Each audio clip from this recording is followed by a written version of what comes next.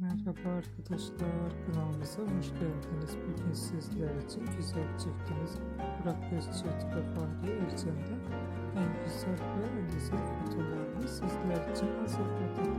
Burak Özçivit ve Fahriye